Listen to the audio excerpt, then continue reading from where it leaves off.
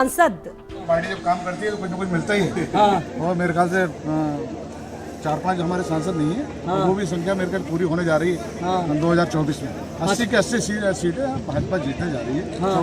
24 के चुनाव में। अच्छा, जनता को जिस तरीके से हमने भी आपको देखा तमाम रैलियों में आपने कहा और आपने जिस तरीके से कहा कि मुझे 2 साल का मौका दे दीजिए, उसके बाद 24 आ रहा है, 24 में फिर अगर मैं नहीं कुछ करता हूँ तो फिर क्या कहते हैं, कह दीजिएगा कि आप बताइए। तो चुनौतियां तो आपके लिए भी बढ़ गई है ना कि वाकई बहुत चीजें करनी है। चुनौतियां हैं, काम करूंगा मैं जनता के लिए। जनता ने मुझे सेवक चुना है तो जनता के लिए मैं काम करूंगा। और उसके बाद 24 आ रही है, 24 अगर मैं काम नहीं कर पाऊँ तो जनता उसका निर्णय करेगी।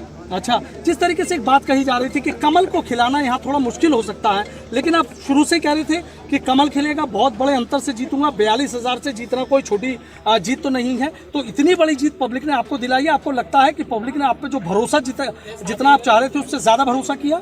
देखिए, मेरी उम्मीद से थोड़ा कम रहा जीत का अंतर। अच्छा। जैसे मैं, क्योंकि थोड़ा परसेंटेज कम हुई गर्मी की वजह से, या शादी समझ लो या काम की समस्या समझ लो, मैं इससे भी चाहता, मेरा जो मन था मैं 1 लाख से ऊपर जीतता। अच्छा, जिस तरीके से वोट का परसेंट कम रहा, पिछली बार अगर 2019 की बात करें तो 63% के करीब था, इस बार 41.01% रहा। तो आपको लगता है कि वो प्रतिशत कम होना भी आपकी जीत के अंतर को कम कर गया? नहीं, वो तो सबका कम हुआ है। अगर मान लो सपा का कम हुआ तो भाजपा का कम हुआ, वो सबका कम हुआ है। लेकिन ऐसी गर्मी में और बार बार जो यहाँ से जो चुनाव हो रहे हैं हमारे रामपुर में, है ना, उससे जनता उब गई है।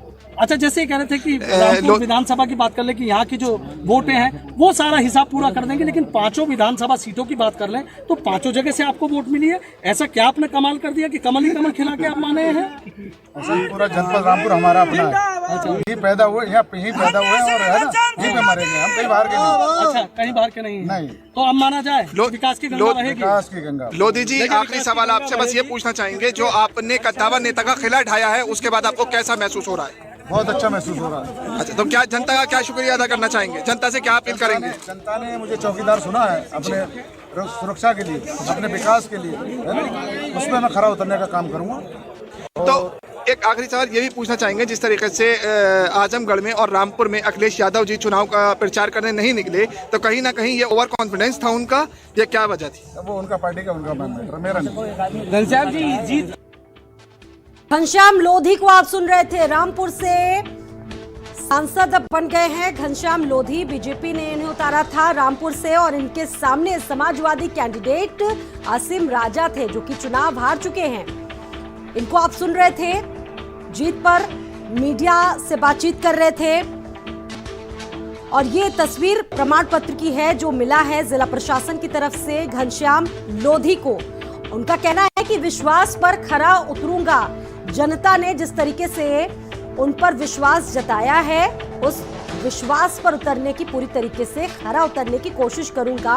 और अगर 2 साल के बाद मेरा वो प्रदर्शन वैसा नहीं रहता है तो जनता मुझे बदल सकती है।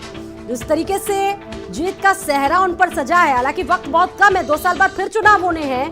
कह सकते हैं कि कांटों का ताज भी है ये। ऐसे में चुनौतियां भी बहुत होंगी उनके कंधे पर। रामपुर को आगे बढ़ाने की दिग्गज, कह सकते हैं दिग्गज नेताओं को उन्होंने यहां से हराया है। रामपुर कह सकते हैं कि आजम खान का गढ़ है। बहुत मजबूती से आजम खान यहां पर चुनाव लड़ते हैं। और ऐसे में अगर जिस तरीके से घनश्याम लोधी जीते हैं तो ये समाजवादी पार्टी के लिए किसी एक बड़े झटके से कम नहीं है। समाजवादी किला ढह गया है। बीजेपी के घनश्याम लोधी ने यह किला ढा दिया है। और अब रामपुर की जो राजनीति है वो भी बदली सी दिखेगी इसके बाद। ये तस्वीर आपको दिखा रहे हैं आजमगढ़ की, और निरहुआ यहां पर आगे चल रहे हैं तो कुछ और वक्त का इंतजार अभी करना होगा। और रामपुर के नए सांसद घनश्याम सिंह लोधी मेरे साथ हैं और अभी वो अपनी जीत दर्ज करने के बाद यहाँ पहुंचे। घनश्याम जाएंगे, इतनी बड़ी जीत इसे सिरे देंगे पार्टी के कार्यकर्ताओं को, यहाँ की जनता को और नेताओं को। और जो विरोधी लगातार आरोप लगाते रहे उनके लिए क्या कहेंगे? उनमें भी बहुत बहुत धन्यवाद विरोधियों को।